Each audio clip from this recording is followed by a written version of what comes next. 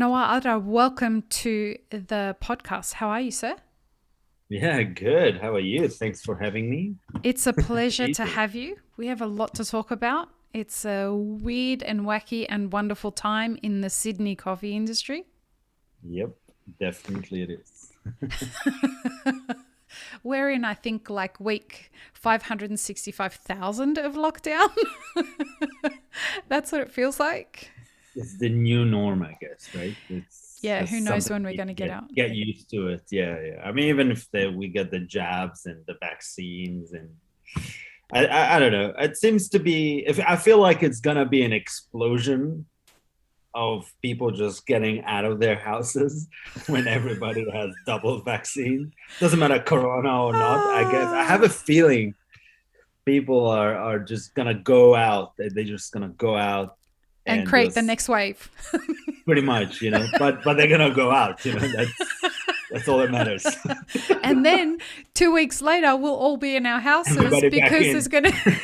there's gonna be a new surge Yeah, because it's there'll like be a a new reset. variant by then. Fun times. Yeah, there is already one, no, called Yeah, the Mo. mu. Yeah, Am I Mu saying Mo. it right? The mu, I don't mu. know. Mu Mo. Everybody say it differently. I don't know who give names for these It things, actually but follows the Greek alphabet. yeah, yeah, true. But still, like, who come up with this anyway? But You know, it the comes with people an who are IP, supposed to know something. Yeah, but it's Ecuadorian. It started, I think, in Ecuador the first time they found it. Oh, I really? guess. Yeah, I think it was in Latin America. I think Ecuador or Mm-hmm. and what's the other country next to it? What's the oil country that had Venezuela? Venezuela.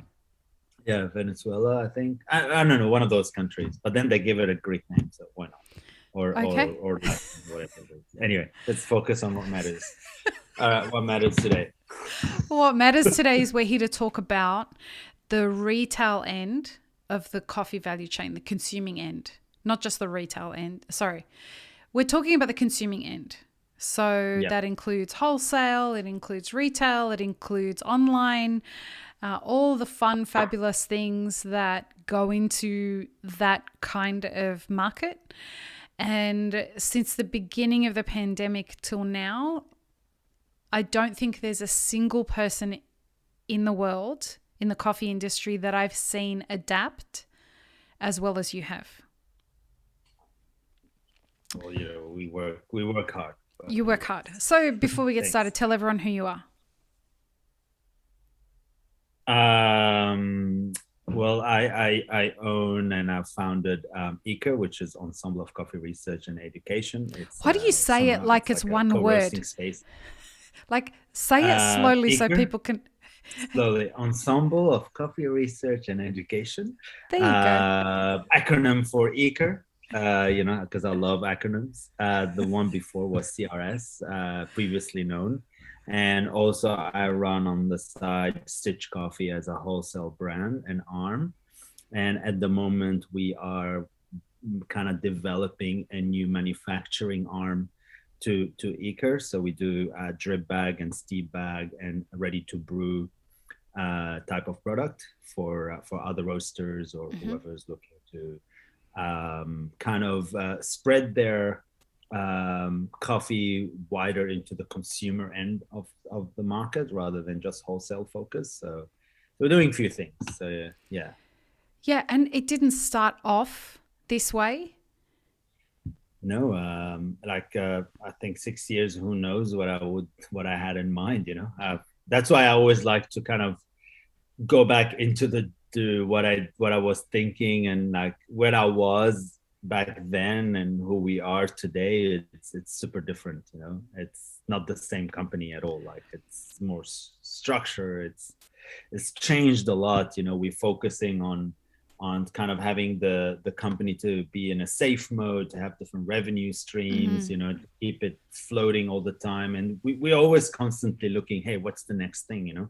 I'm kind of like, hey, let's come up with a new product. The old product, like the present product is already an old product, Right. type of thing. So let's get to the next product and the next product because it's just teaching us how to evolve in in a very moving and shifting market. Like you really need to be very responsive to all the changes that's happening around us. So, I mean, one of the main things I saw, talking about wholesale, for example, you know, like before COVID, there was a lot of focus on, you know, building the collective, having more B2B transaction, and focus on wholesale, focus on bringing people only industry focus rather than having, you know, a much wider Right. audience, and bringing, you know, people from home to start, you know, getting engaged into it. Was more about, hey, let's do events for baristas, let's do events, you know, for latte artists, let's do event for roasters. And we did, you know, we did a lot together, or, you know, ourselves, and with a lot of green coffee importers as well into the countries. But now we realize, like, yeah, wholesale is great, but I guess with COVID, a lot of like cafe owners have more, their focus right now, sorry, is to survive rather than, my Grow. focus is to grow, or to Yeah. let me adapt the new skill, or let's learn how to roast. Maybe it's a good time right now to do that. So we're not seeing a lot of people interested in the roasting bits. Like it seems like everybody just focusing on, you know, my daily task. What is it? You know, Right. just keep my How do doors we get this, open. keep this going one more month, one more month, one more month? Yeah, you know. So and that's kind of like, it's for me, is like what I did the first lockdown. I went and I studied digital marketing. You know, I Yeah. didn't see it as an opportunity for me just to sit down, and obviously I had to focus on the business, but learning about digital marketing was so important. When they were talking to me before that, I had no idea what they were talking about. Like, you know, I have the designer sitting there. I was doing a rebrand, and they were talking about, you know, like kind of audience, or target stuff, and words such as SEO, things like that. SEOs. Yeah, my brain just went off. But, you know, Google Analytics, and how should we do it, and, you know, how do you do a campaign? For me, it was like, hey, let's just try, you know, and see what happened. But after I did the course, I've kind of started to understand that the value of, you know, return of investment in the digital marketing world. Yes, you can spend a lot of money, you can get stuff back, but it's sometimes it's a break even or a loss, you know. So you really need to think about, how do I do it to make a profit? You can always break even online, you know. So A all lot of these things businesses that I find it hard to saw. even break even from advertising campaigns because it's expensive. If you're not targeting 100. correctly, if you Yeah. don't understand and haven't predefined who your customer personas are, and you Yeah. understand what the campaign's desired outcome is, am I looking to convert? Am I looking to increase my reach? Am I looking to get sign up? Like, what's the point? And if you haven't predefined what success looks like for a campaign, then you're just throwing shit against Worth the wall to see what sticks. 100%. Like I did once a mistake. I was trying myself, and I don't know, was it like by impression or something like that? And Right. apparently, with this type of campaign, you can't cancel it, or you can't just stop How it. many thousands did you spend? I don't know, not a lot, but, you know, it was annoying because it was like $2,500 there. Oh, shit, damn it! Right. I had this yoga I could have teacher call me split. once and she was like, "Oh my God." I'm like, "What happened?" She said she's furious. She said, "I just boosted a post and it cost me $450 and it lasted a day." I'm like, Wow. "What did you do?" She said, "I just clicked on boost post and clicked OK." I'm like, "Well, Yeah. there's your problem." all the pre-settings are geared in Facebook's Yeah. behavior, 100%. Facebook's benefit. So if you don't understand what you're doing, you could spend a lot of money for zero return, and Exactly. that doesn't suit And you know, anybody. like, yeah, like I knew I'm not gonna do that job personally, but I You got to wanted to understand it. I need to understand it. So when you are hiring companies to do it for you, at least, you know, they're not talking a language that Right. at least you can pick up. Do they know what they're doing? They don't Yep. know what they're doing. If they give me a report, do I know how to read it? do I have a clue where this money is going? So taking from this perspective, I wish we had a lot more inquiries. That's, hey guys, like, how do I learn? I know I have a downtime right now, and it's kind of tricky because obviously COVID and you can't move around. So Mm-hmm. that's another thing that we have to think about. But you can always ask a question and start at least inquiring, right? It would be a good time because now the coffee, we all know what's going to happen in the supply chain. We all kind of facing this issue. Right. We're all going to end up with the very high pricing coming soon. Like And we hard all to get prepare. coffee. Yeah, 100%. Like today we had RPM. They had a COVID case. We don't have any delivery coffee for like a few days now. Wow. So we're kind of, Who's this is RPM? RPM. They're like third party logistics, 3PL, and they're warehousing. A lot of green coffee uses them to Oh to no. to deliver And coffee, and they so what said, hey, happened? They had a case in their warehouse, so they uh, shut down supply? they got a they shut down supply for not long, but it's kind of annoying to like maybe Wednesday or something like that. Right. So our production is on Tuesday. So we're lucky we run a collective, so we can always steal each other's coffee. Um, Explain for people who don't know what a collective is. What collective explain to the it's like a roasting space where we all share the same resources, we all share the same machinery, the same space. We have a specific green coffee storage facility. So we all use very similar coffee. So it's like, hey, can I use the Colombia? Because some people are closed. It's actually a good thing happened because now this coffee is not aging. Now we're using it so they can buy fresh coffee after that. So that's the benefits. People like it's just crazy, and it's there, right? Like you don't have to shit. What am I gonna do? Call Right. another supplier? Like there's so much happening here that could help you. So yeah, so the idea is if soon I would say with the pricing start coming up, we might see more people are interested in roasting themselves. We might start Yeah. seeing that, but I wish they were proactive, I guess, in what I'm trying to.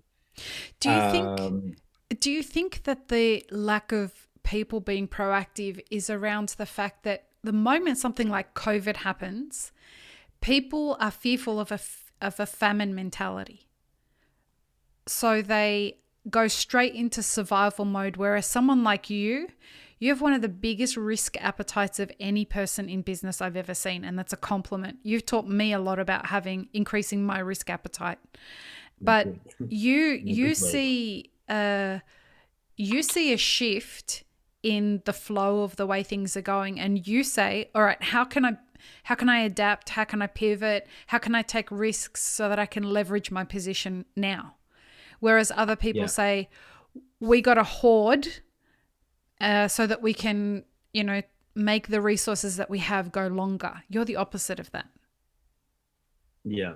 I think the reason why I look at it this way, I mean, we are living, in in a good country, put it that way. Like we are in a space. Yes, Oh, there is yeah. a lot of things here and there. We all can contradict and we all can argue. We all can, but the foundation is Yeah, we've not got weak. nothing to complain about.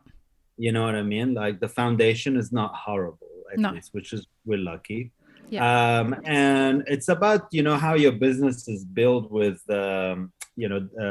risk diversification, Right. right? And you've got So a we lot do of have a risk lot. diversification. Exactly. We don't have big clients, but we have a lot of small clients. Right. We're not all our operation is not built for big client. It's built for multiple little guys, which that mean if you lose 10, it's okay. Right. It's not gonna kill your business. You can catch up and redo and stuff like that, right? Yeah.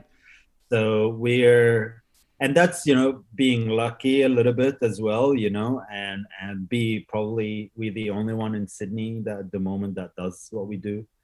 uh What? Let me say something there. It's not that other people haven't tried. Like that's important to mention because was other it people have tried. Yeah, it's very difficult, it's not an easy business model. No. It has a lot of moving part, and it's Hmm. like, imagine you have people at home all the time, Right. just think about it this way, using Yeah. your toilet, using your kitchen. Some might clean Yeah. the dish properly, some might not, right? So it's very tricky, and it requires a certain type of, I think, personality. So yeah, so going back to the education and being like a bit more proactive as businesses, I guess I'm not seeing that in the coffee industry at the Yeah. moment, like even like, let's say, competition, competition You has mean coffee never competitions? coffee competitions in Okay. general has never really got to the consumer end. Like, it didn't really raise awareness of specialty coffee for consumers. Like, No. the numbers is the same. We're still at a 10% as a specialty coffee, whatever is the number. The same number when I I'd say first it's less than joined, that. Yeah. Look, whatever it is. I think that there's more specialty coffee cafes. We're very lucky here in Sydney. We have a wonderfully established coffee culture here across Australia. And in the US, where I've been living most of the time, because you and I started our businesses at the same time. Yeah. So most of that time I've been living in the US and you've been living here. And the market in the US is growing from the specialty coffee perspective rapidly. Mm. But it's all the same. They all look It's not like really, right, like people are just still doing the same kind of thing. You're not getting any real significant innovation, which is what I think is a missed opportunity. You said to me, I think it was last week or the week before, in one of our conversations, you said we need to start looking in other industries Yes. for ideas in how to solve problems and how to innovate. 100%. I think that's really it's where, we always look at, we're very passion driven. There's a lot of, like, obviously you can see the passion, but the passion mostly is the bean in a bag. Yeah. There is no passion driven in manufacturing. There is no passion driven in efficiencies. There's no passion driven in business studies. There's no passion driven in making an industry sustainable. Not just, sustainability is such a wide word. Mm. Sustainability is actually the area where society, environmental, and governance come together. This is actually sustainability. Yeah. It's not, one of us, like, environmental is something, social is something else, right? So you need that sphere of different elements to come together to create something a little bit smarter. Like, we still don't know what the right packaging is. Right. We still do you know what I mean? Like, we still don't know. I did recycle me bag. That was the most honest bag you can ever achieve. Like, I was the first one who put coffee in paper bag Okay. to use this new technology, um, and people, like, oh, there's no valve in it. I mean, who cares? We did the testing. We got 6 weeks with and without valves. 11 people didn't know which is which. And that goes straight to the point of what we're saying. People want to do the same as what everybody else is doing when you challenge the status quo on that, because that they don't even know why it's happening that way. The moment you Yeah, change it though, and you can prove to them that what the reason you've changed it is valid. No, but it's yeah, not the it's same as how it was before. 100%. The only downside for that I really hated is just when COVID hit, things started to go into a shipping box, and there's the problem. This is where, explosion of bags. Obviously, Oh, really? we're not, because it's not us who's delivering, right? You Right. get someone, who had hate his half of his life anyway. He's just driving a truck, like, he can see them coming in, just whatever work, just putting things in and I give zero walking fucks, out. bro. Dude, we've got like, sometimes people receive the package with full of oil on it. Like, I don't know what the hell they spilled, and it was I it was a know. nightmare to deal with. So we really need to kind of, like, okay, let's redo this, because Yeah. it's so hard, right? Like, how about let's all come together, like for instance, and let's look for like a proper solution for packaging, for example. Like What do it you doesn't think? like all the bottles looks the same. The wine industry, unless you have a very sophisticated wine that want it to be slightly different. Fair enough. But the materials is all the same. Yeah. So it's just I think it's more of an example of like it happened. There is innovation, but it's on a smaller, like it's pockets. It's We're not really. reinventing the wheel, right? Yeah. So, and I think, and this is where I would say we need more and more people who think a little bit more about just the cup. It's a little bit more about, all right, my bean tastes good in the bag, which is great. We're all buying amazing coffee. Like no one buys shit coffee in Sydney from a specialty coffee point of view. You know what? Anyone, from campus, they buy one of the best coffees, to 7 Miles, to whatever name you put in. They all buy good coffees. They don't buy rubbish. Like they've got good quality, great green coffee, QC. Like they know what they're doing. They've been doing it for a long time. But I think what we need is how do we get to the consumer more, right? So, for example, tea is mostly consumed at home. Mm. Coffee is mostly consumed outside home, right? Yeah. So what is the secret for us to become the tea? What do we need to do to make it more home consumption? In our countries, it is. In Lebanon, it's home consumption Same and in outside Syria. consumption. Yep. Either way, it doesn't matter. Tea consumed with coffee, it doesn't matter any day, any moment. Here, people has more structure in life, right? Like they have more hours for certain things, right? Like back home, you'll have breakfast at 3 p.m. Well, You that's will because have you've spent the dinner. night gambling and drinking and you've gone to bed at 6 a.m. and you've woken up Yeah, at 3 and it's time for breakfast. exactly. Are Right? you Like here Sala? is a little bit more structure. You have Yep. this time you do this, that time you do this.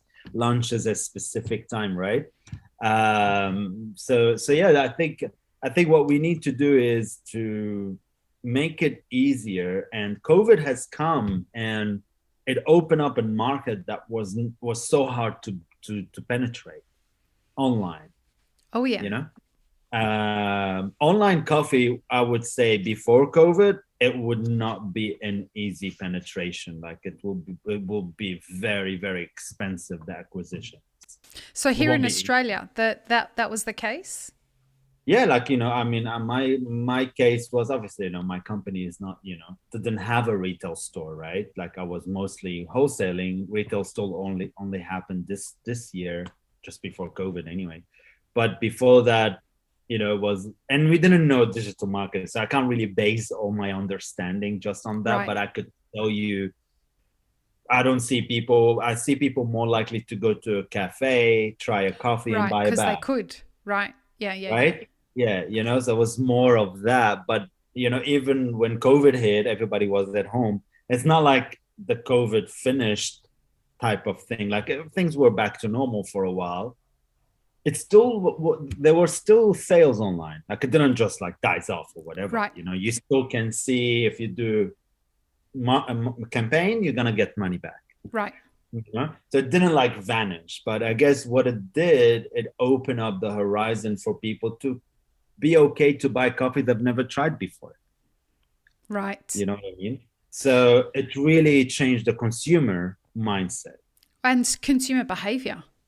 Yeah, 100%. But what I found that is really good from another like, let's look at San Ali, right? Like the freaking diversified ridiculously if you look at what they're offering versus who they were, right? But what they did really amazing is bringing new products, because Mm-hmm. EDM, like how many time of EDM of coffee you're gonna send, right? And EDM is the most powerful tool to make money, because these are your loyal customers, right? Mm-hmm. Every time you run an EDM, it's $1,000. Like there is money in EDMs. You just need to get people on it. Like how do we do that? All the other stuff. So what people want to see online is a very different game what you want to see in a It's like retailers. Like coffee is not ready yet to become a retail focus. It's so You know, we interesting you say that, because in the US, I was selling, my retail stuff was all online pre-pandemic. So US for is different. and that's what I'm saying. I'm comparing it because Yeah, yeah. our market over there was like pretty much from the year that I landed there, 3 months after I got there, we were direct to consumer through online, an online store. And that's how it was for everybody. Like everyone over there had that kind of setup. Well, that's not true. People who had roasting companies had set that up. Mm, Cafes, not so much. not And much, but now they adapted, I guess. they had to. They had no chance, and it was a Yeah, scramble. It was a yeah, real scramble. And what you started to see was people realized that once they had this new powerful tool at their hands, there were, it opened up a whole new world to the way that they would do business. 100%. And like and this is the thing. This is where, okay, so I want to write about my coffee all the time. Is that the only product I want to bring in? How do I get to the home consumer? How do I make it easy? What is the success of T2, for example, right? Make it look pretty. It's a gift and you can use it at any kettle. You don't need like Yeah. you don't need a grinder, you don't need commandante, you don't need dual You need a cup boilers. of hot water. That's it. Pretty much, right? Like that's why instant coffee is so big. The problem is it's so expensive to make. Literally no money in it because I think the instant coffee market is not ready for understanding Specialty. specialty coffee in that field. But there is other product. I don't want to sound like I'm selling my own products, but Oh, we're there here to is, talk about your products. Like, yeah, uh, and it's not even my product, right? It's all started in Japan, and I guess what we are realizing before conveniency wasn't really our thing. Like no, for we some, frowned on it, right? yeah, you know Here, what I mean. Like, do you uh, understand what I mean? Like it wasn't yeah, like a quality aspect, give people but some context actually, to what you're talking about. What he's talking about is some ready to drink, sort of, ready to brew yeah, products. And particularly, he's talking about drip bags, right? drink bags, tea And bag, or stick even bags. RTDs, like ready to drink, like even Right, can, right? We're still right. not aware how important can is. And I remember being at Expo, I think in Atlanta, maybe 4 years ago. And it was the first year we took Elixir Yeah, or the second year we took Elixir there. And I saw the guys from Japan with a store for drip bags, yeah, and no one was taking anything from their stand. yeah, yeah. It They was, didn't understand it then. no one understood it back then, maybe 4 or 5 Yeah, years ago. yeah, And I walked up to them and I'm like, "Oh, what do you have?" And they showed it to me and I'm like, "Yeah, no." yeah. Because Like it's not whatever. I saw it in Taiwan even like 2 years ago. right. And then the machine was this much. Then I was like, maybe I'm not ready for it. I'm not sure, right? But the thing is, we all gonna go back because Japan is futuristic, yeah. Oh yeah. It's They've already awesome. done that. They've already They're on went to the through next what thing. Australia been through, like Yeah. maybe few years back, and they've already established what the future look like. That's why their delivery system, like it's crazy. You can be in the middle of a lake and you can have a delivery coming to you on a Really? boat. Like seriously, and even in Korea, it's ridiculous. Are Like, you serious though? yeah, the conveniency of life, it's different story over there. Like it's crazy Like convenience. legitimately you could be in a lake or Like something you and can be on a lake. Yeah, I mean there is some comedy movie about that, but you can literally like there is those wow. like delivery bicycle stuff. Like so there is some crazy things that happen over there. And I think Australia was more I'm going to the shop, Right. I'll you know what I mean? Like we were Bro, more I got like to tell you, coming from the I US and living here again and trying to get shit done has been frustrating beyond belief. Like the lack of convenience in this country. I'm not complaining. I'm very grateful to be living back in Australia, but I absolutely got used to a few things over there that you come back here and you're like, fuck, feels like I'm living in an archaic society.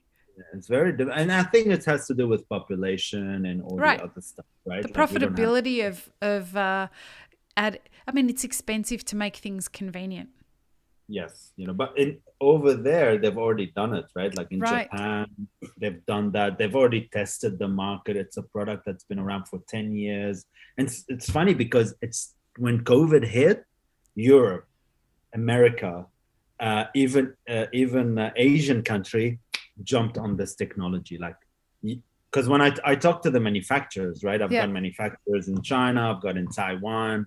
I spoke to the guys in Japan to see what technology we want to acquire because I bought one and it was What he completely means, he it was bought a machine that does the drip yeah, bags and the that does the seeped whole bags. thing, the manufacturing process, and it wasn't the greatest machine, but it's like me learning on a has guarantee or on a very, you know what I mean? Like it That's a was a great Turkish learning machine for curve. anyone who, Yeah, an old school so, roasting machine. so I think I'm a very good roaster now if I did that. Right. Now and suddenly you're gonna give me a lowering, you know what I mean? Right. Like I'll be like, okay, this is heaven. So yeah, so I jumped on it. Actually, I started by hand.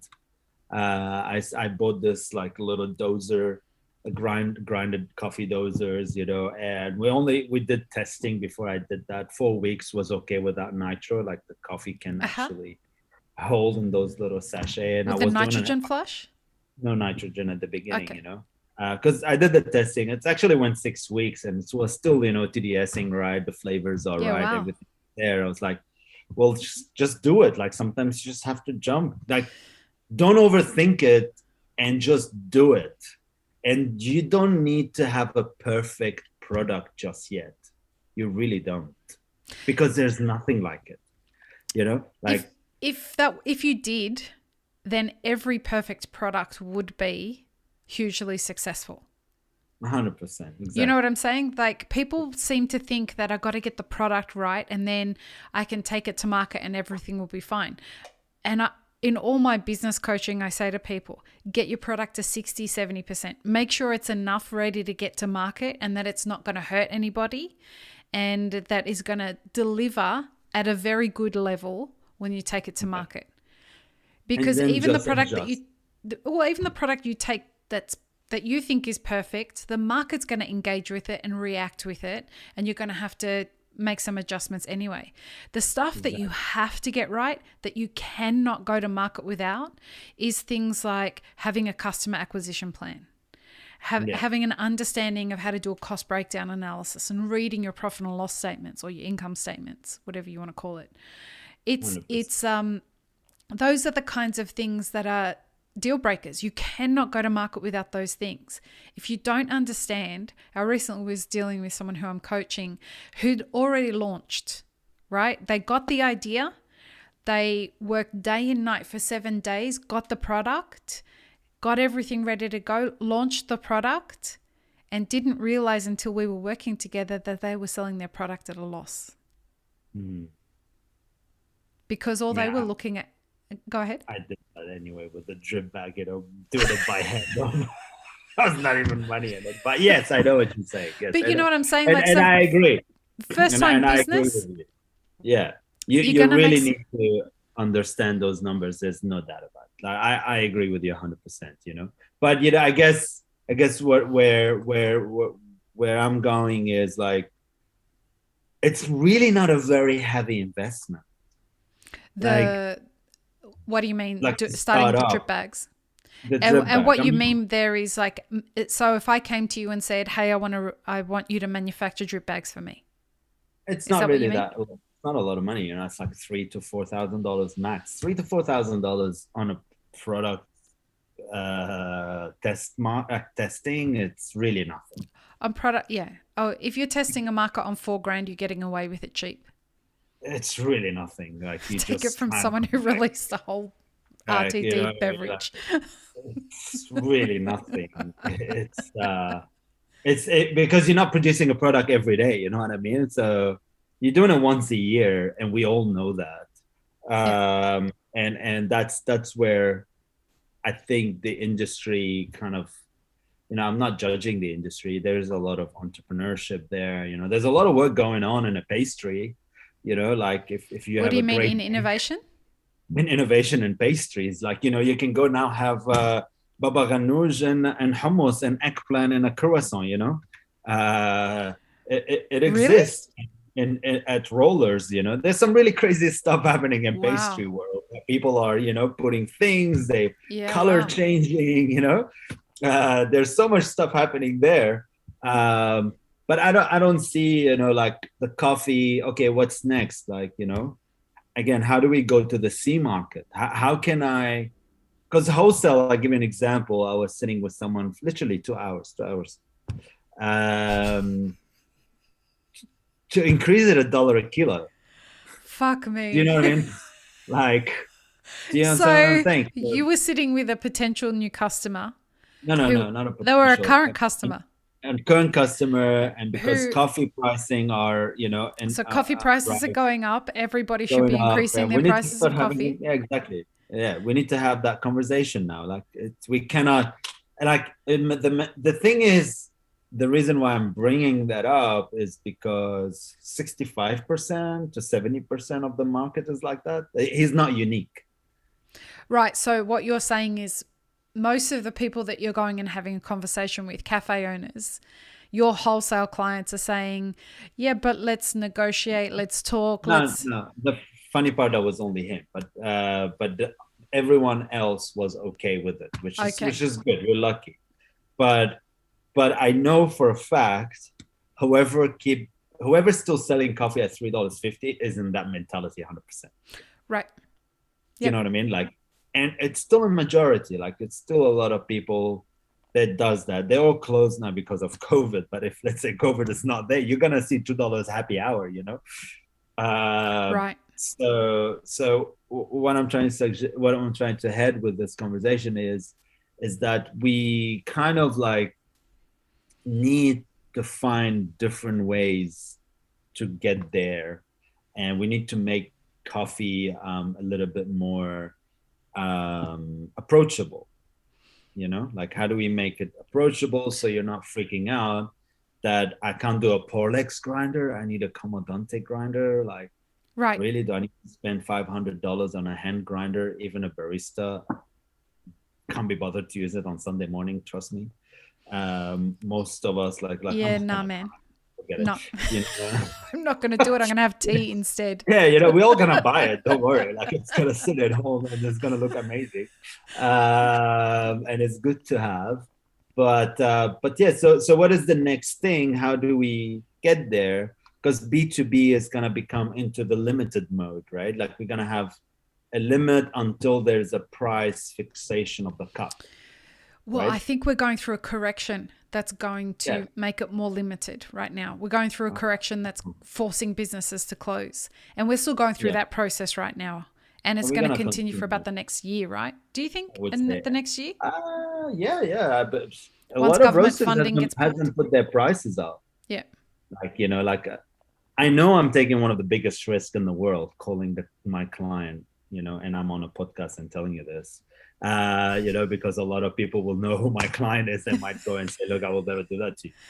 Yeah, You'll be but surprised. But anyway, the concept here is please don't. is that I is mean, we have enough assholes in the industry. Please don't do that. maybe I'm just speculating, but the concept here is I'm taking a lot of risk. If I was a cafe owner and I see this guy, like, you really want to come right now, you must be taking a lot of risk. So there is something going on there. I must believe you somehow, because you're not going to come to me at this time to tell me this stories out of nowhere. So No. I need to start thinking, how do I transfer this story to my Customer, everyday consumer. customer, Yep. right? That's some people like got it. Some people already at a $4.20. Some customers they have, they know what they're doing. They're confident of who they are, the product, the great customer experience they have. they're willing, like they are able to do that, but I'm seeing a lot of them don't have yet a shelving unit.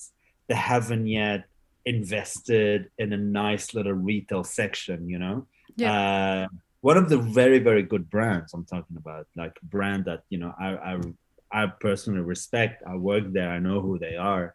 Mm. And like they've got a lot of chefs. They're all amazing chefs. Like, why can't we create a bloody, you know, chili sauce, man? You know, Right. you know, call it chili sauce of whatever.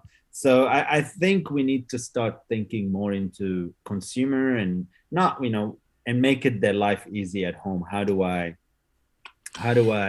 brew coffee Well, in a simple? it's also about. I read a recent article where it said that 92% of restaurants are losing. This is a US study. Are losing their front-facing business. So a lot more people are getting less traffic to their businesses and people engaging in coming into their store. So most people are ordering Uber Eats or, you know, that kind of thing. So rather than coming into the store, people are engaging with restaurants and cafes via an app. Mm. And a big part of the solution to that needs to be a business asking the question, how do I take my in-store experience into your house? Yeah. How do I extend that so that you feel that you have the experience of coming into my cafe without you having to actually be here? And a lot of the solutions are coming via the way of packaging, right? But you've got to build the bridge to help a consumer get there. Yep. So the shelving can be in the store, but it also needs to be online. 100%. Yes. And there is like technology that people need to, that they are, I think what they're not willing is to sometimes somehow like develop their skills a little bit more. Like, That's scary for a uh, lot of people. yeah, like online actually it's almost manufacturing, you know, like it's a, if you are busy, like, not because you got busy, there's no other investment. That's actually way bigger investment than you Right. think. The more you do it, the more resources you need.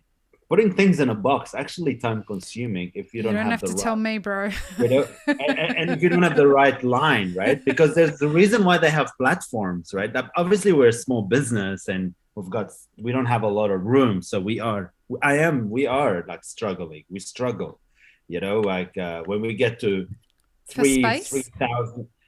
Yeah, of course. Yeah, it's an assembly line, Yeah. and coffee is not a product that it's off the shelf. I have it sitting there for, No. you know, and I'm You're back to picking and order. doing. Right. You know, you're back to order, so it's so complicated. In reality, it's very, very complicated. Like Yeah, if yeah. you, from a small guy, yeah, I'm not talking about you Well, we're know, not like talking about people who have like a mechanized 70. system. Right. Yeah, you know, not a 70 ton a week, you know, Right. you're rolling, yeah. Yeah. You've No, got no, an no. amazing cash flow. You know, we're talking about, you know, small, medium, not even medium, but small roaster. I mean, I don't know what's a medium roaster, How should be many like packages a 500 week do you miles, reckon? I would say. How many packages a week? I mean, we hit 1,000 a month. That's Uh, awesome. you know, we were able to achieve that number. That's great. Well done. Yeah, yeah, like you can. There is so much opportunity, but there's so much investment You in need an packaging, investment. look, feel. You know, we spend almost $70,000 on, you know, on just designs, Yeah. and there's And so many designs they don't even get outside there. right. You know, like they Wait, just happen here. everybody has to go and click on the link in the show notes for Stitch Coffee. Because let me tell you, like when Nawar and I were at a coffee machine together in both of our last jobs before we started our businesses, we were standing at a coffee machine together and Mr. Here, people everywhere, we're super busy. Nawar wants to stop me to show me his packaging design for Stitch Coffee at the time. And I think it was CRF or was it Stitch? Probably Stitch. Yeah. It was with Stitch. I remember you were showing me, and CRS, because you were coming up with both of them at the same time, right? And Yeah. so he would be showing me that he has been through so many iterations of design for Stitch Coffee, and the packaging for Stitch Coffee has evolved, and he has worked so hard on getting it right. And now that he has knocked it out of the park. It is still by far the best branding for any coffee brand I've seen in the world. We will make it better. But yes, thank you. You It's a good Well, compliment. of course you're going to keep it. You're going to keep making it better because of who you are. You constantly keep innovating, but like you've got like a fish and a bear, and like you've got all these animals and things on your The branding. concept It's was inclusivity, so we didn't right, have like we didn't want one animal to represent us. We want different animal for different year, or different animal that is specific for it's so certain. fucking crazy. It's genius. Yeah. It's thank you. It's really fun. I like it. And I've always wanted, like, I love Uniqlo, for example. I like those companies. They are quality but fun, and they evolving, because that's what retail about, right? Right, Retail is like, hey, I did my t-shirt 2015. I'm in 2021. I've already known what my t-shirt in 2023. yep, I already know some of the design that it's gonna happen. So right now we're working on like, for summer, but we're working on a basketball theme for summer. yep, Then you work on the next theme for next time. So yeah, so to get into C, it's very very end consumer. It's not easy. It needs a lot more money than you imagine. B is also, there's acquisition of $25,000 each time you want to get a client.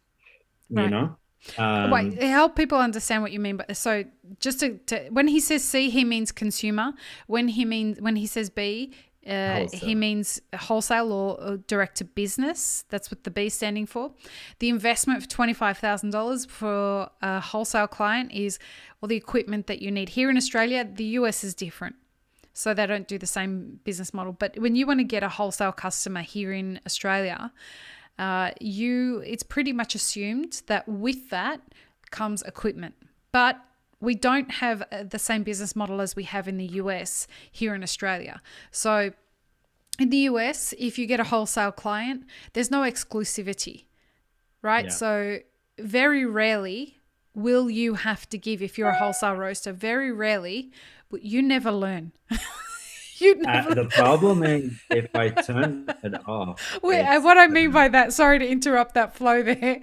We my recorded an episode of Nawar on the Middle East podcast, and the whole way through, it his was the fucking breaking email was point. going off. Okay, I turned my Slack off as well first, kind of like just in case.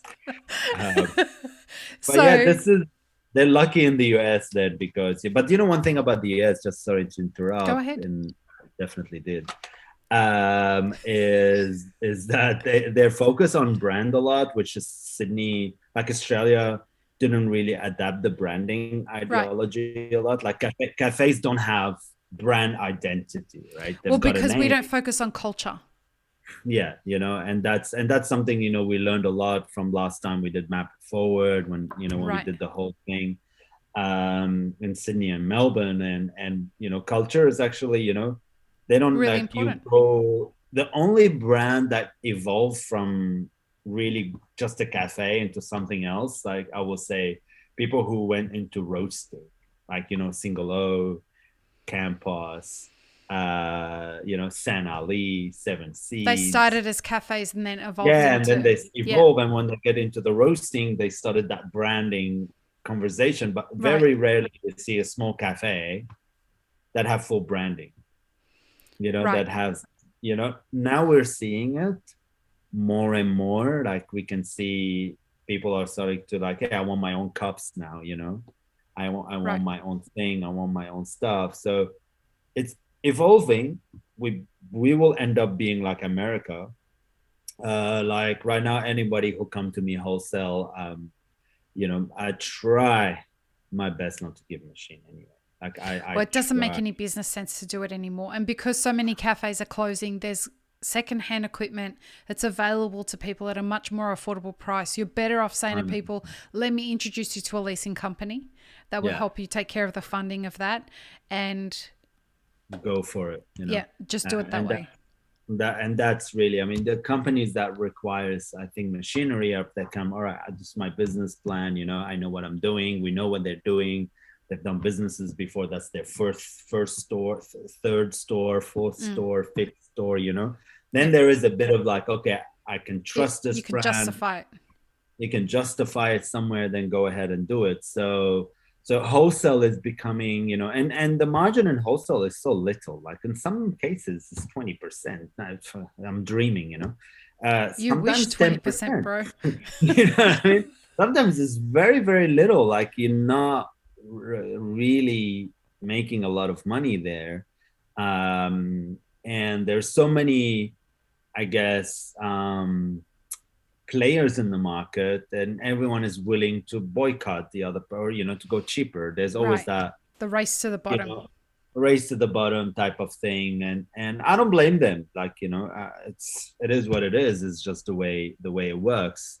But the why it is that way, because there's no innovation. Like there is no new thing. There is no like new approach, new like what we've seen in COVID. Now specialty coffee became into mainstream. Woolies, Coles, St. Ali and Coles, Campos and Woolies. Some IGAs are taking their own decision and bringing 5 different. There's one in Brunswick. They are using small roasters. They understand the community that they live in. They are looking for those type of products. So it really shifted a lot. It changed a lot. The perception of things has changed. And now what we have to do is like, we got to the supermarket. What's next, right? And hold up a bit, because going into the supermarket can actually end up burying your business if you don't. If you don't know what you're doing, like don't ever think. Sorry to again, like don't ever think Woolies and Campos contract is a straightforward contract. It's a massive risk for Campos to go there. It's actually very. Oh yeah. They're not a company like Woolies, man. They will eat you. The moment like they can destroy you. If you delay on a delivery, or they can take the whole thing back. Like they can cancel the contract. They're not easy to deal with. We were in the US with Elixir Specialty Coffee. For anyone who doesn't know, it's a ready-to-drink beverage, and we're the only ones in the world that manufacture it. So we were talking with a particular supermarket called Sprouts, right? And in order to have your product placed in Sprouts, so Sprouts is like a cheaper version of Whole Foods. It's more affordable version of Whole Foods. And really great quality product. So Whole Foods would be like Harris Farm here, but with like all kinds of products, not just fruit and veg. So it's got everything. And Sprouts is like a more affordable version of that. So we spoke to Sprouts and we're like, so this is what we're thinking of doing. And the buyer said to me, okay, great. So you'll have to provide a pallet of product free for every store for sampling. Yeah. Yeah, it's not. That's a $15,000 free pallet for every store. And then if the pallet doesn't, like if the free trial doesn't go well, they cancel the order. 100%. And also your product is refrigerated, right? No, it's shelf stable, which is fine. But imagine that you've got your outlay for each store that you're going into is $15,000, and still it's not guaranteed that everything's going to move ahead. Yeah, that's insane. Here you go. But that's what it is to work with supermarkets, and you've got to understand that. I mean, however risky it is, may not be worth the effort to go into it. And this is where like the only reason I had the meetings with them was because you were teaching me about risk appetite, and just go and check. Nothing wrong with learning. Ask the questions, right? Yeah, I agree. I do that all the time. If somebody wanna Yep. Like I sit down with everybody who's interested to invest, even though I know it's not going to happen, but it's a health check, Right. you know. That's what it is. You know, you're always checking your business. Hey, Yep. is it really a investable business? Obviously not. I'm still here. You know, still Shut up, working. bro. So We all know that in a few years from now, you'll be it's selling it for millions it's and the millions. it no, but it's it's really that hard. But yeah, it's actually very, very difficult. So yeah, definitely I agree with you. You need to go there and understand, like, hey, do I have the capabilities and the capacity to do that? But now with COVID and having an online platform, now it's a great time to invest in digital marketing, not just getting the right people only, but Yep. also yourself as a business owner. Go and acquire this knowledge because it is so important. Like whoever you trust in your family that you would like them to take over, just get them to do it. It's really the most valuable thing I can tell them right now. Yep. The next thing is designers, don't go cheap. Like it's not even worth it. Like Wait, never. wait, wait. You need to understand what he means by not cheap. Like he spends $65,000 on a designer. On a, For a very small company, it's a lot of money. it's a lot You of know? money, bro. There's not a lot Yeah. of cafes out there that have that lying Yeah. around.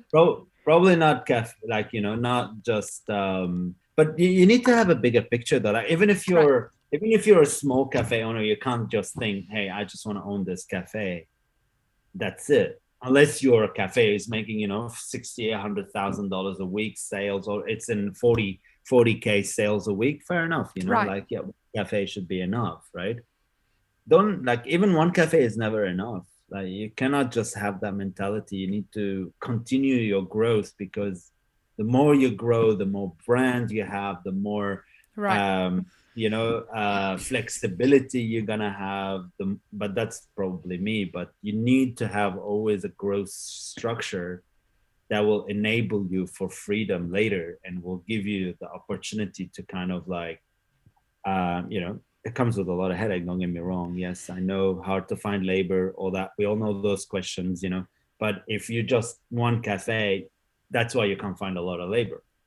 You know, I if gotta I gotta ask you a really important question there. Sorry, I think I cut you off, but this okay, is before anyone who's listening stops the video and then goes, fuck it, I'm gonna go and open my second cafe. yeah, okay. When do you think about going to your next growth level if you've got your first cafe? So how do you Well, approach that? How would you advise people to do that? I think not before 3 years of your first one anyway. Like, you need at least 3 years to kind of have enough data for you to learn about the structure of your business of that location. Yeah. Because the first year is trial, second year understanding from the trial, the third year you have enough data to go back and say, we did this, that's what happened. If I do this, that's what would happen. So I think, but the thing is, the first one, the second one, it might be a little bit the hardest ones. Yeah. But this is why your S works really well. That's what I'm saying. Like, take us back to the US, right? If you have one cafe, you're nobody, right? But if you have 10, like, it's a very different Then people dynamic, might right? yeah. Well, and you and know it depends what city you're in as well, because you could have 10 cafes and still not nothing. making anything. Yeah, exactly. Like, right now is not a great time to go just in the city, but unless you have fun sitting somewhere and you can get super good deal right now, On and a lease. you, on a lease, like, as long as you have, like, if you're going to go into the city right now, make sure you have enough money in your bank to cover 2 years of your lease term, at least, because nothing gonna come back to where you are. I think 2023 or end of 2022, you might see things kind of kicking back, and maybe, I don't know, we'll all If. speculate here. If. If, right? Mm. And that's a big if. So if you go into the city, make sure you have enough money for 2 years to cover just the rent, And the labor. basics, and labor as well. I mean, that's tricky. That's like, nobody has money to do that. But at least the rent, the basics, at least, is I the tell rent. all of my clients Like, the capital you need to secure is the fit out plus the first 12 months of rent and the first 12 months worth of wages. Yeah, at least, yes. I mean, again, like wages could be a little bit it can happen as you're trading somehow, like it could, but the rent is like the biggest thing ever. Like this is, and not many people will have the $100,000. In the No. city, a small store is 200K. Yeah, a year. Yeah, yeah, Like yeah, it's yeah. still a lot of money, to do that. So all these things that is happening right now, you need to really kind of think about branding, think about building your consumer, and you need to know a cafe. It's a super capture audience, unless you're like Lune Croissant or your rollers where people just like traveling around the world, but you're not gonna be, if everybody is Lune is no Lune. Lune is Soleil, For anyone who doesn't know what he means by loon, loon is the most incredible croissants you're ever going to taste in your life. Yeah. It's like the top tier of croissant, right? Oh, Some yeah. people might agree, but it's a top tier. It could be top 20, if sorry, top two, if unless you find somewhere else. But what I'm saying is it's like you can't you need to think wider audience. You need to have Yep. a reason or something that could sells online. All right, so we're gonna sell online. What should we do? And you need to start. Yeah, you need to be very, very innovative now. I think the business model of just running coffee and that's it. It's kind of be limited to certain degrees. Like, yes, you'll always sell a coffee, don't get me wrong, you always do that, but it's not just the only profitable thing. I guess you need to build that culture of different offering. Like I know a friend of Mm-hmm. mine, Caleb, who run Outfield before COVID. It was just a cafe in a park, right? Right. When COVID hit, now he has his own jam, his own chili. Like he converted a whole section in a convenience store. They make pastas, they make like ready to make, to just have cooked style food that you just Yeah. warm up at home. Like they've really like shifted the whole business to become a convenience store slash cafe. And like he's operating, yes, it's not easy, it's a lot of work, but I think he did the best thing ever, like shifting to this whole concept, and start selling fresh product. Well, it's uh important to understand your customers as well, right? Like, there'd be no point in him doing that if he was in an airport because there's yeah, no traffic. You know what I'm saying? Like, well, airport, I but think it's a different story, but right. yes, I know what you're But saying. what I'm saying is people in the coffee industry, people just tend to assume, well, everyone drinks coffee and I'm in the coffee business, so I should just have a menu that's like what everybody else does.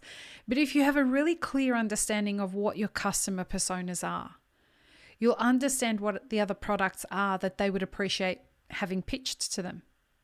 Yeah, 100%. And you And have to pitch. That's the problem as well, that a lot of people just right. put a product out there and they don't have any sexiness around it for it to Yeah. sell, or you need to have that person who talk to people, who make sure that when there is someone is curious about a certain can, go out there and, hey, do you need any help? Mm, Can I help you? Can I give you any recommendation? They might not buy it today, but they will come back for it. They will have it in their mind. Like I could see that from our retail store, before COVID. We did a lot of conversation with people. You got people walking in the morning, walking out with they bought an espresso machine. I'm like, hey, if you buy a scale, your coffee is gonna become 50% better. She bought a scale in the afternoon. yeah. So I guess that type of conversation, a lot of people argue, well, we don't have time for it, but I would say try to make time for it. Try to have those little conversation, because you're not just going to sell them one item, they're going to come back for other items. So you build more brand loyalty, you know, that Yeah. engagement with consumers. Like we do that online, right? Like, so a lot of really awesome brand out there, you know, they will have a lot of engagement, you know, reward, loyalty programs, all these kind of crazy stuff that we've never even thought about it, you know. Yeah. There is so much things that happen in the car industry, you know, like, you know, market segmentation. Every car manufacturer has different car that talks to different audience. They all do the same Car thing.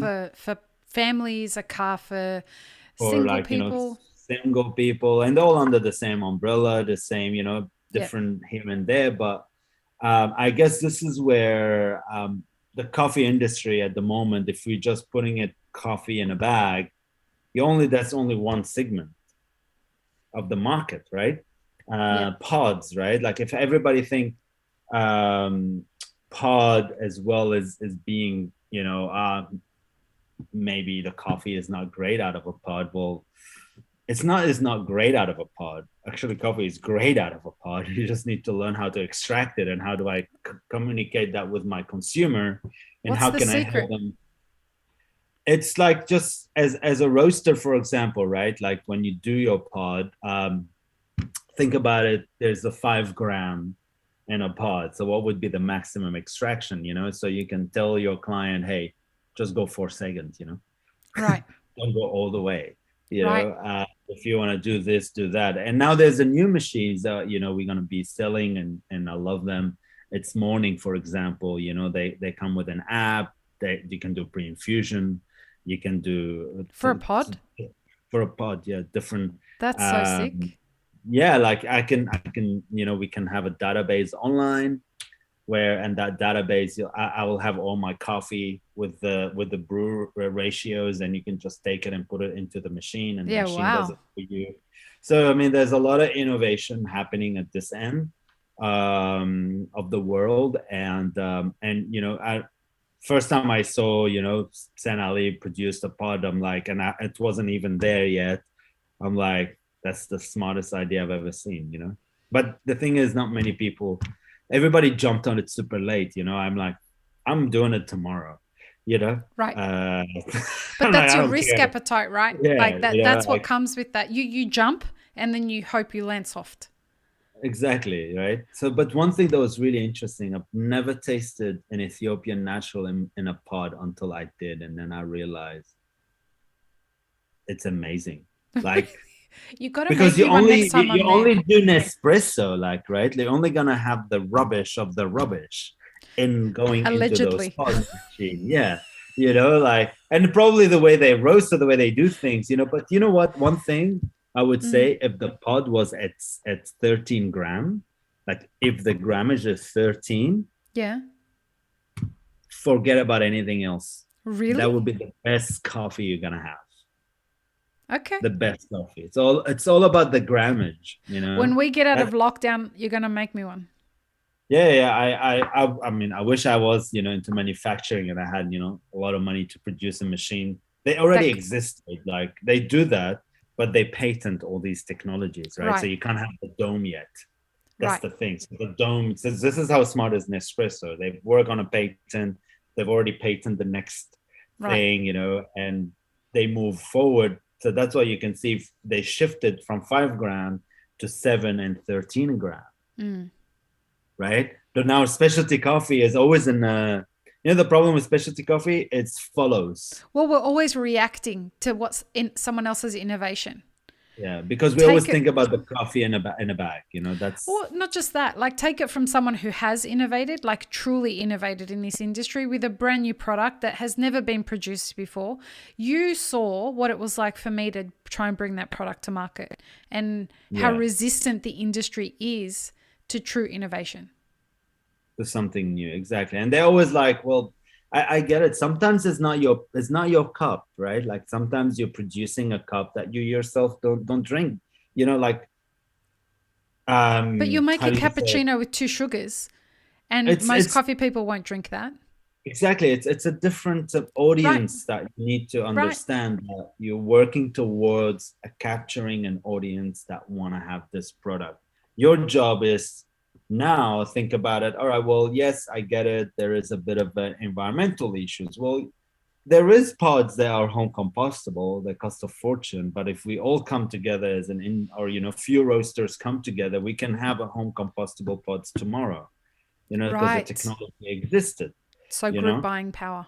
you have to have a group buying power at the end. That's the only way we can start acting. The big guys have access to these Right. technologies because of their volume and the market share they have.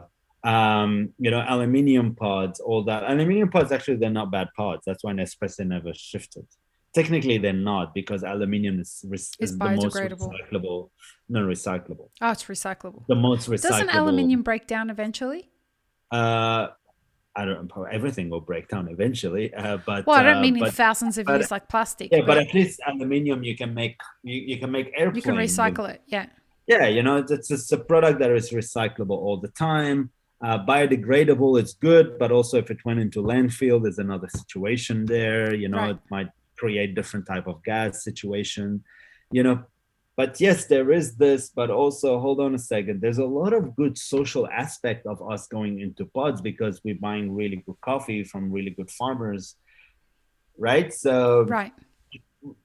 don't just look at it from one angle, either the cup or the environment, but also there is social impact of Why us getting into that, you why know? don't we as an industry, in your opinion, lean more into innovation? Why Because don't we? let I me think that, finish that question, or give it some context. I was having a conversation with someone the other day about my,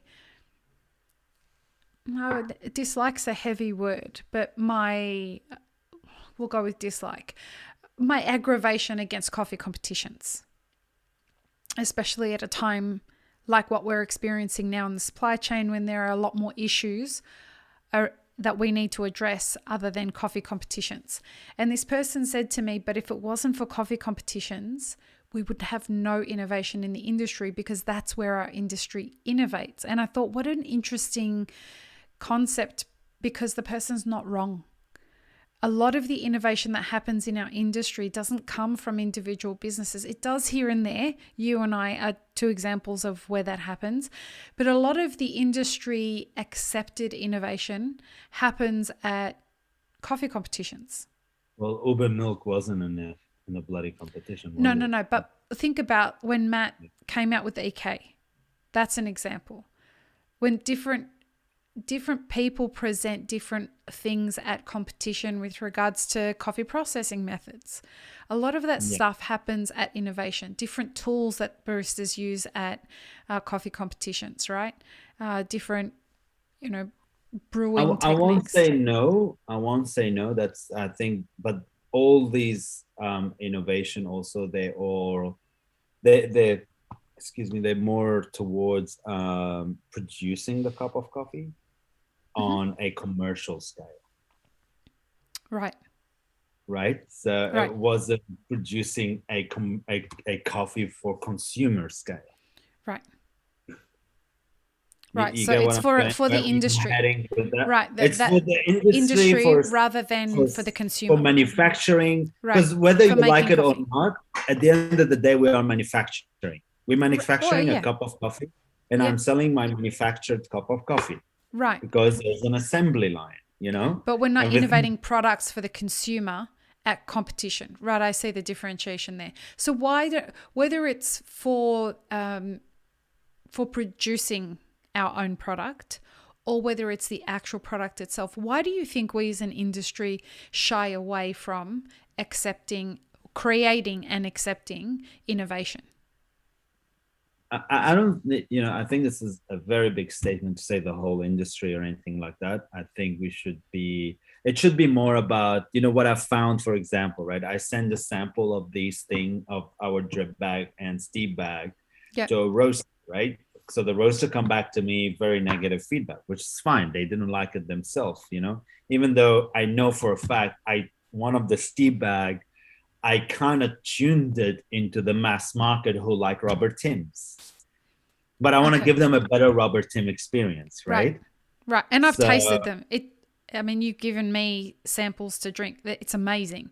Yeah, Anyone who's listening to this and has a roasting business in Sydney needs to get in contact with Nawar to extend their profitability in their own business and their product range and have him make these things for him, because, I mean, it's a no-brainer. I've tasted what you're doing and it's fantastic. I just and go. for us, it's an open technology, right? Like we Yeah, want yeah. it to be You're making it open. available to everybody. It's not like you're just, we've bought the equipment and that's it. We're going to make them for ourselves. And you've got a very profitable endeavor going with Stitch by going direct to consumer with this stuff too. Because you're a 100%. collective, what you've said is, I don't want to be the only person that has access to this. I want to open it up to everybody that wants to do this. How can I help use this equipment to leverage everybody else's business into their own success?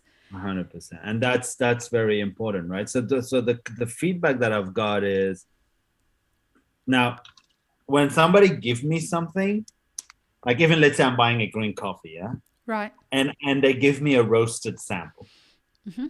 and the roasted sample is not as good as what I would normally do, correct? We know I you're a don't say good it's a roaster, shit bro. coffee, right? I don't say it's a shit coffee, but I would say, okay, it's got some elements I'm looking for. Right. I know I can add something to it and make it Mm-hmm. better, right? That mindset already accepted, like, let's say this, and I thought about how do I personally take advantage of this technology to make it a better product that if I roast, it might taste good and I might be happy with the cup. Which it's fair. You have to like it before you serve it. Yes, I understand that, Do you? But if I Do you have? understand that, but Do you have to like it, or do you have to just know that your customers will appreciate it and enjoy it? Do you I have a think you need a market for it? little bit of, you need an 80% tick. You don't have to like it 100%, but if you're on an 80% tick for yourself, but this is not your cup, but it's 80%, yes, it might benefit certain people, and then Right. I can continuously improve it as I go. The thing is, when you say no, you already stopped the innovation there. Like Right. that innovation could go somewhere else that you've never experienced that before, right? Well, and Because you need to adapt to it. Yep.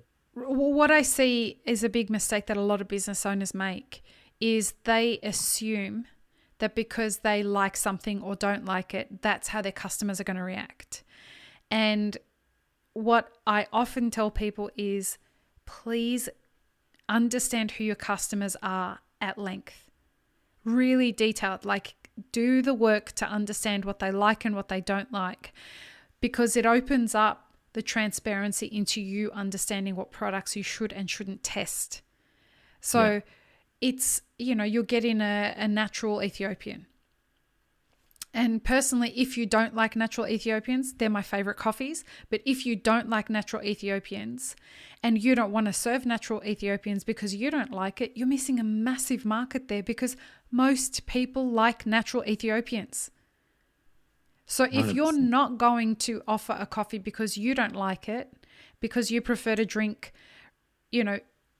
Brazil's, well, you're missing the opportunity there to give your customers an experience that they will absolutely like.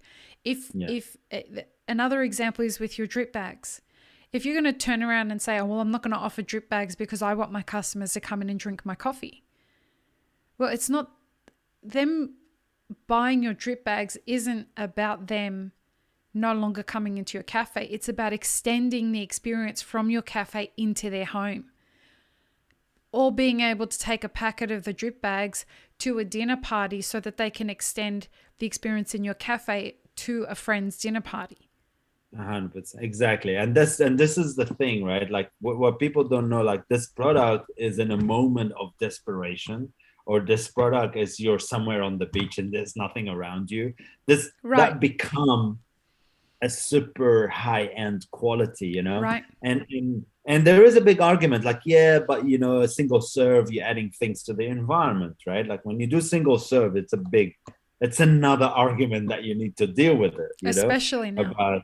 about what is the impact of that. And yes, I agree, everything has impact. Like even if you do instant coffee, Oh yeah. the moment you open an instant coffee, most of them are not nitrogen flushed, by the way. That for specialty ones, Right. that degrade. It's degrading as you move forward. It's a very expensive machinery to do powder nitrogen flush because the powder is so light it might just Right. fly everywhere. So not many people does that. It requires a lot of money, but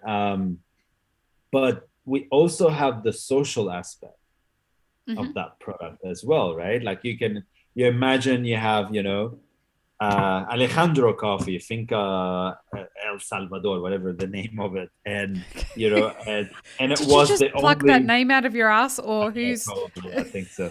Hopefully, I said it right. That's But so like racist, imagine, bro. yeah. Well, then most of them Fincas, whatever. It's Finca not really. means farm. It means estate. Yeah, So yeah, right. So let's say Finca Adra. Let's call okay. them the last name. Why not?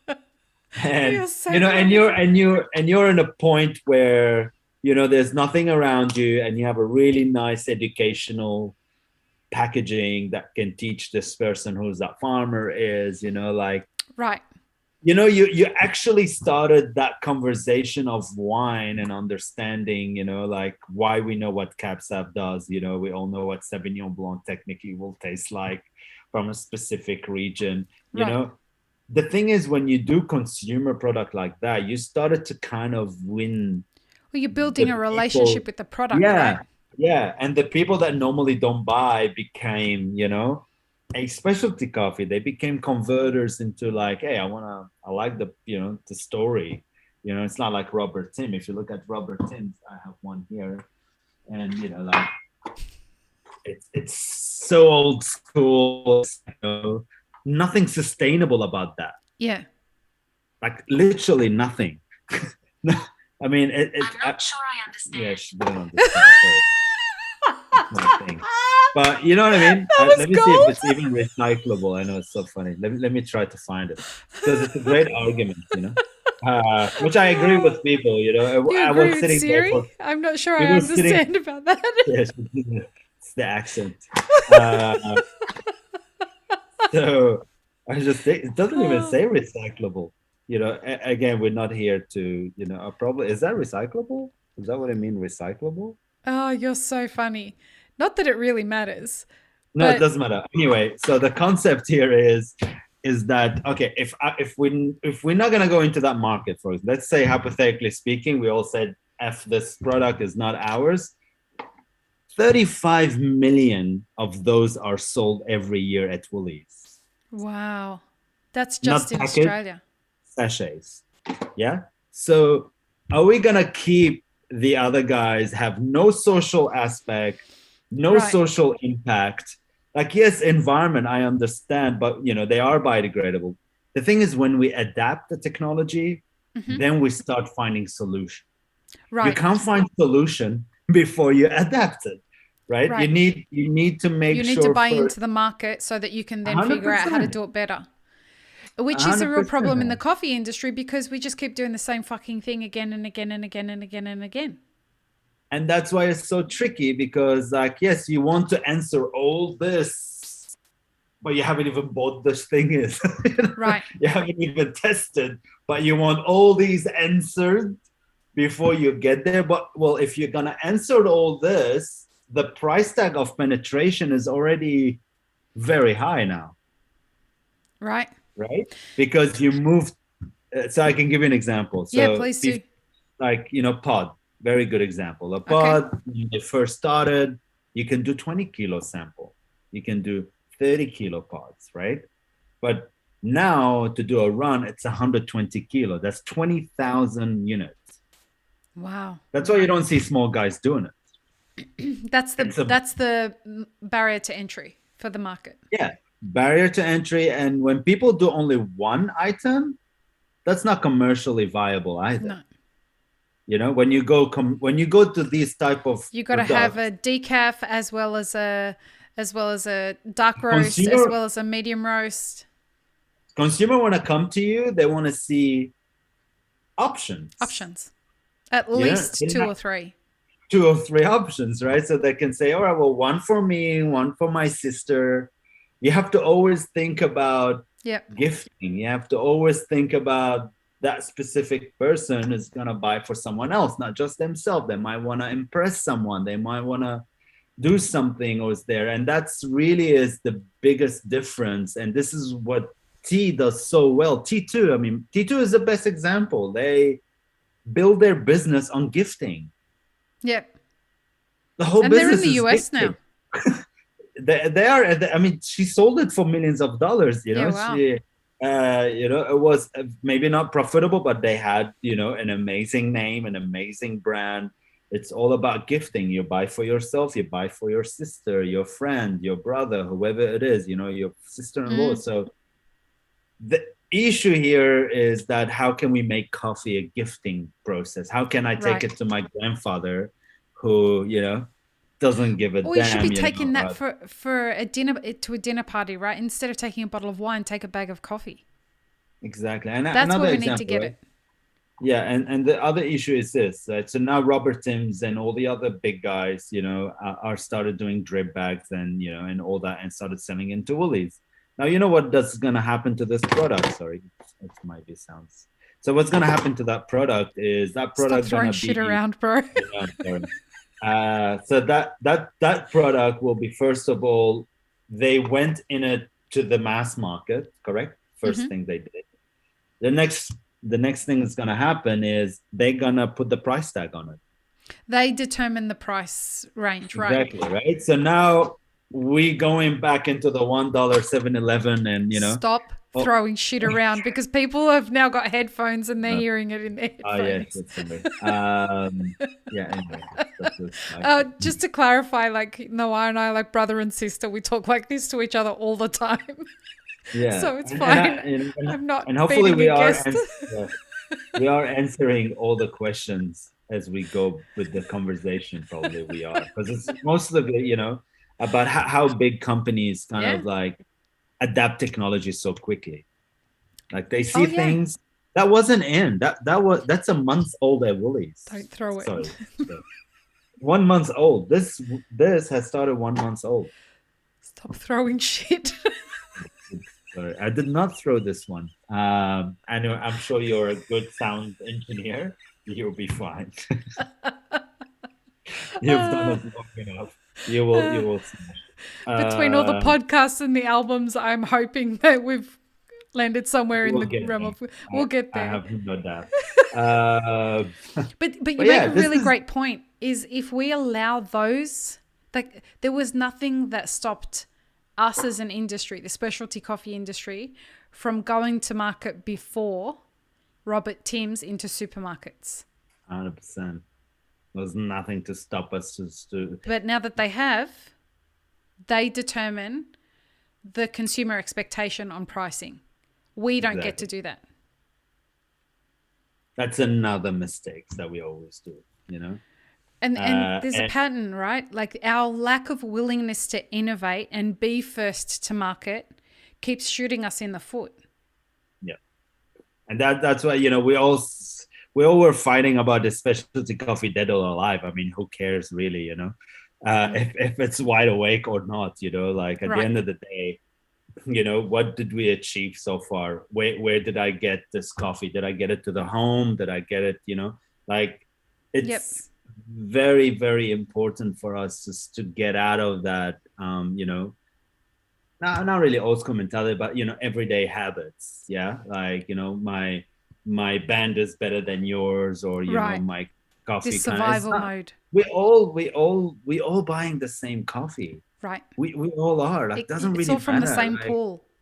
It's really the same. Especially in Australia. Yeah. It's like, we don't have a lot of options there. And if one problem happened there, we're all going to be hit, not just me, not just you, not just someone else. We're all going to be part of that. So I think we just need to start thinking about evolving a certain type of technology rather and start adapting to new way of doing things and adjust it as we go. To have the whole answer, unfortunately, it costs a lot of money. You can't have the whole answer. No. Like even if I do soft plastic recyclable packaging, for instance, yes, I'm trying to do the right thing, but if my consumer is not doing the right thing, doesn't matter what I do. Well, and if your consumer doesn't know that they have to care, then it doesn't matter what, you know what I mean? Yeah. Like we really need to find a way. Like one thing also that I'm very fascinating about, the big guys, why nobody's going to the media and kind of like, setting up some sort of an expectation about the increase of coffee prices. yeah, like the consumer end. Don't I'm not talking about us. We all know this. Cafe. Right. all We need know to be this, telling the right? consumers. But let's go on channel 9, channel 10, the mainstream media. Like, how do we get there? I really don't know. But it requires, a collective effort. This one can't be just done by one person, for example, right? Like you and me, we can talk about it, podcast and all that, but we really need to reach we need to reach the consumer. The guy who's sitting at home and think coffee from an instant or blend 43 is as good as, Coles. Like we really need to find a way. Hey, how can we attack the $1 and prices are down, and like I love it how they fight with each other, Woolies, Coles, Aldi, all these guys. Like there we bring down another 200 items, the other guy goes 300 items. Like when is this gonna finish? Like where It doesn't. Unfortunately, it doesn't. But this is a really great time to talk about bubble tea. Bubble tea, yeah, bubble tea. Because you called me quite irate the other day. I paid fucking $8 for a bubble tea. I actually did, but I've seen it. I was walking around. There's $8 for bubble tea. That's crazy. It's such a great point. Because bubble tea, for anyone who doesn't know, it's tapioca balls at the bottom of like milk tea or just normal sugary tea drinks. And you'll see a line down the road for an $8 bubble tea. Some of my clients in the US are making bubble tea in their cafes now, and it's selling better than the coffee. But what's happening is that when they sell the bubble tea, they can put whatever price they want on the bubble tea. They still can't sell a latte for more than $3.50. Yeah. What do you think was the mistake there? Just to clarify, we're not saying guys do bubble tea or let go coffee and let's all make bubble tea. I think what I am saying is there is a cafe that I know in the US they started adding bubble tea to their. There is no bubble tea store in their town, right? It's a little country town. There's no bubble tea store there. So they decided that they were going to start making bubble tea at their cafe. And they can name the price of the bubble tea and because people love it. Yeah. It's a novelty thing. Is the sugar elements to it and some other stuff element to it. But I guess is how they position themselves, like the way they, and you say it's a novelty, it's something new, but not anymore. But when they first walked in, they didn't go $2 bubble tea, They already started at a $6, $7. Exactly. The market established itself at a higher end than the coffee market because they didn't want to make the same mistakes that we've made. Yeah, and it's really hard to talk about this without mentioning, the new innovation or whatever's going on a farm level in terms of, mixing flavor, like, fermentation process. I'd rather not talk about that. It's in a related conversation in a way where I believe, because, like, let's talk about innovation and coffee work right now, right? Where is it? It's at the farm level, That's where most of the innovation in our industry is happening. And the innovation coupled with the shortages of coffee and the pricing of coffee, those two things are driving the innovation because producers realize that the only way they're actually going to get compensated from the consuming end is if they differentiate themselves somehow from the C market. and from the lower end specialty coffees. And so if they can innovate and create a product that is just selling like hotcakes with consumers, that's going to catch fire. 100%. And we all see that happened. through, we're all seeing that through, carbonic maceration when it first started, using technique, happened with wine industry, using all these different fermentation processes have been around. Right. The adaptability happening on the first, the beginning of the supply chain. The first generation, or what you mean, like at the back end of the supply chain, at the back end of the supply chain is where the whole thing is starting. I guess they are realizing that, all right, well, if we continue the way we are, obviously we're just gonna again be around with everyone else. So let's find, like, what we are doing, right? So I can give you an example, really quick one, is that, okay, no one else has the technology around. None of the big guys have the technology around. How can we take benefit of this technology before any big guys comes in? Right.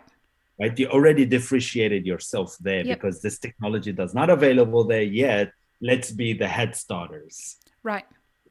That's how we should think, technically. That way you let them do their war and you are in a different location. Yep. Yeah. Well, that you're picking your own lane, right? And this is, I go on so much about proactive leadership and decision making in business, so that you're the person who sets your direction. You don't give a fuck about what your competitors are doing because you're playing to the beat of your own drum. You figured it out, and this is exactly what you do. You figured out where you're going. It doesn't matter what your competitors are doing because you're just focused on your own journey. And look at market trends. That's very important. That's it. Because you're adapting to consumer behavior as opposed to your competitors. That's 100%. The way you run a sustainable business. And that's how it should be, right? So what they did is they started to do, new innovative plus and, like things they are cinnamon or whatever it is, the new, putting fruit or non-fruit. It doesn't matter. I'm not going to go into that conversation at all. But I think this is so cool. Yeah, man. Because that will really, like, now we're getting to the people realizing coffee can have all these amazing flavors that only you and I with a super sophisticated palate to achieve a lychee, right? Like it's such a hard, okay, let's talk about purple dragon fruit. You will never taste that, but for some reason somebody wrote it, right?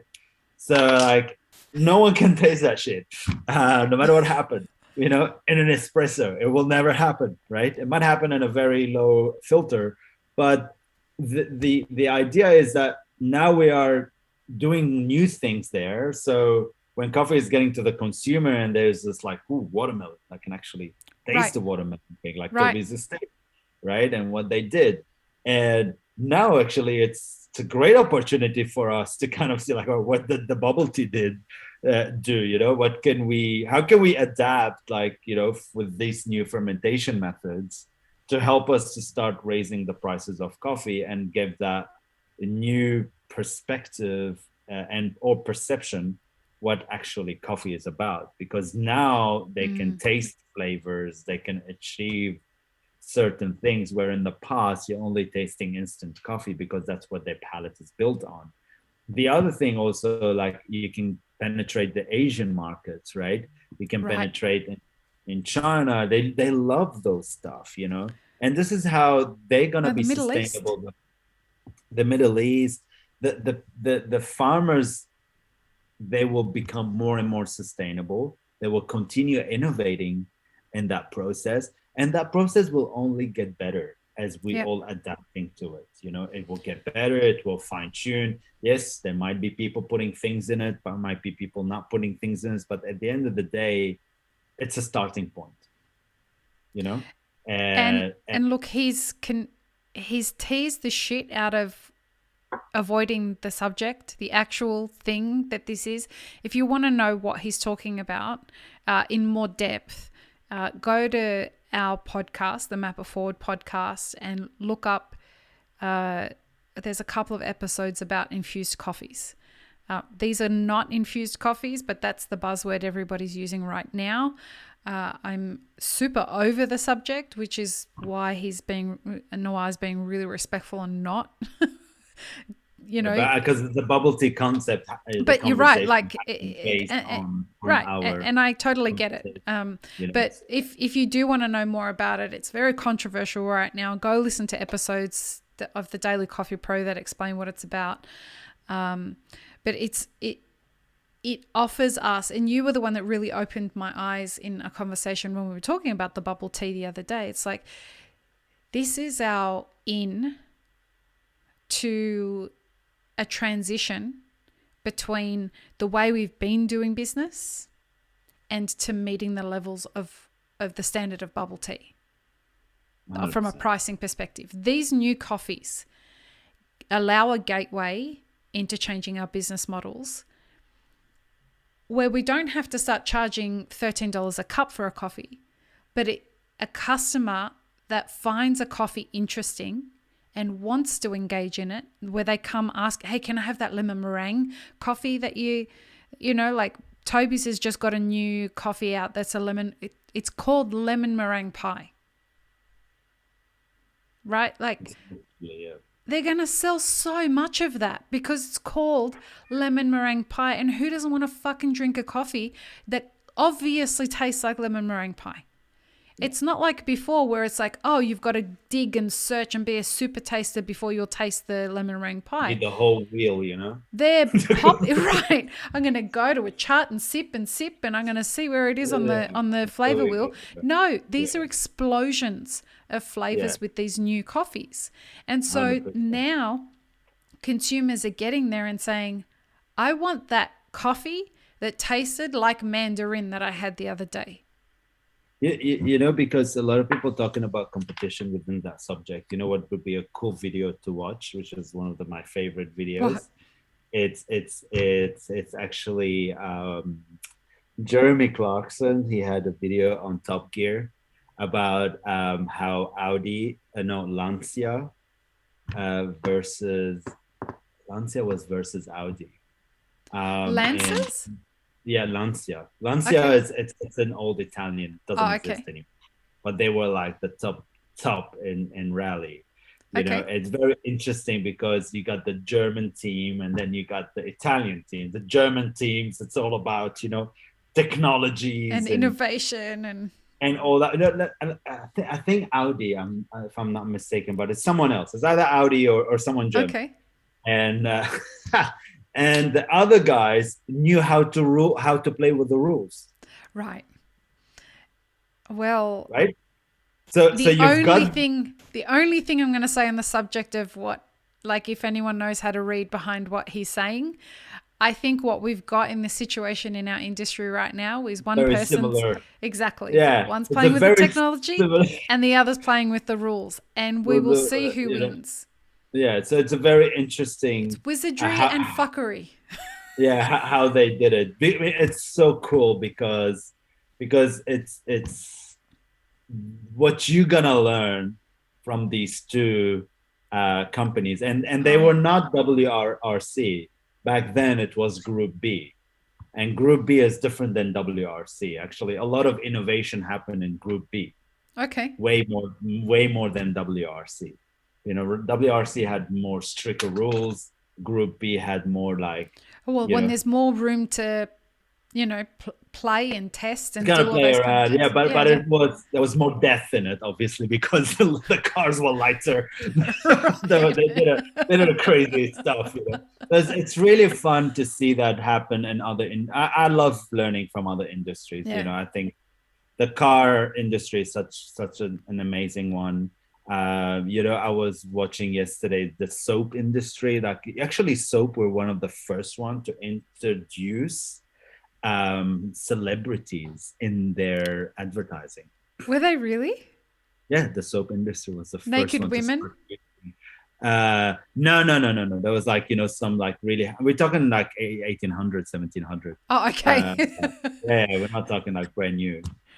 But what was very, very interesting to know, hey, that was the first and how they did it. Like they were all the same product, you know. They just name it differently, and they did crazies. And this is like the same thing, you know. At the end of the Colombia is that, you know, some Colombians are very similar. Not we're not talking about crazy fermentation, but you know, some, you know, washed Colombian, either double A or 80, like 85 to 87. You know, Yeah. it's not, you and me might know a little bit the difference, not a lot, you know. Yeah. But you know, imagine someone who've never tasted them before; they don't know the difference between them, No. right? So I They think this might even not like them. You know, like they may turn around and say, in my one this and is the it's too 81, sour. please. Yeah. Let's go back. So what I like about, you know, I think what's happening on a farm level, it's really gonna help. Hopefully, if we adapt more and we learn more about it, and we started, yes, they might do crazy fermentation, but if we don't know how to roast it, we don't know how to brew it, we don't learn about it, it's not gonna be a success anyway. It doesn't matter what Yeah. you put in, you know. So there's other elements that needs to contribute to that flavor. Yeah. You know, it's not just gonna happen. You know, it's not a spray. Even if you spray it, if you don't roast it well, and if you don't you know what I mean? Like, Oh yeah. there I'm is right there with more. you. There's more things to it than just simple. But yes, transparency is important. All the other things are important. I think they are valid. You know, and yeah, hopefully the industry start to look things in a bigger picture, and the C market needs simplicity. I think what I found, like we I did think we the need a new C model bag. there. Yeah, we need to really, like, you know, Zara, right? What makes Zara so famous? You know what they used to do when they first started? Not What? just the fashion and all that. You will never see that T-shirt again. So they do a run of it and then it never comes out again. You will never see the same design again. That's what made Zara where they are, you know. So there's things like, you know, that you need to kind of adapt, like new, how do I get to the consumer behavior rather than how can I get this amazing coffee in a bag and Right. I will drink it all by myself, you know, or with my couple of friends or the people I just know. How can I make it into a wider audience, you know? And that's the C. And C is very expensive to acquire, but I believe once you acquire the C and you learn them and you understand them and you become a brand that recognized by them, the B and the other business, the wholesale will follow. And one of the best examples is Campos. Oh yeah. Oh yeah. I'm proud to be one of the early team members of Campos from back in the day, and to see it go the way that it's gone and reach the heights that it has and be sold and all of that. It's fantastic to see that success story. We've already been talking 2 hours, but I do want to have one more question before we finish. What's going to be the next big thing in coffee to retail? As in, so it may have already, I don't mean the next new product. I mean, like, what's the thing that's going to take off?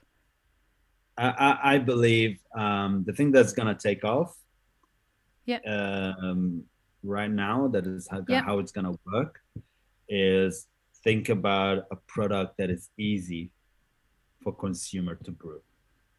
Yep. I 100% agree with you. Like, you know, as simple as it gets. It could be a can, it could be whatever it is that you want to do. Convenience is everything. Even an instant coffee, I must say, it's a very expensive platform, but things like this, it will get your name into household faster than you ever think before. You know, like, people don't want to buy $2,000 machines. You know, people are looking for $500 right now. You know, people are looking like, hey, I have only $700 and that's all I want, you know?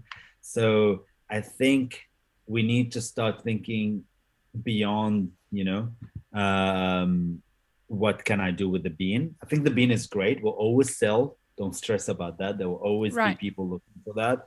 But how can I make amazing product using something that is so simple, so easy, I can give it to my, to whoever it is. And now we can see a lot of care packages happening, a lot of people buying gifts for other people. Yeah. And that's where you want to be. You want to be in a brand where not just you will buy it.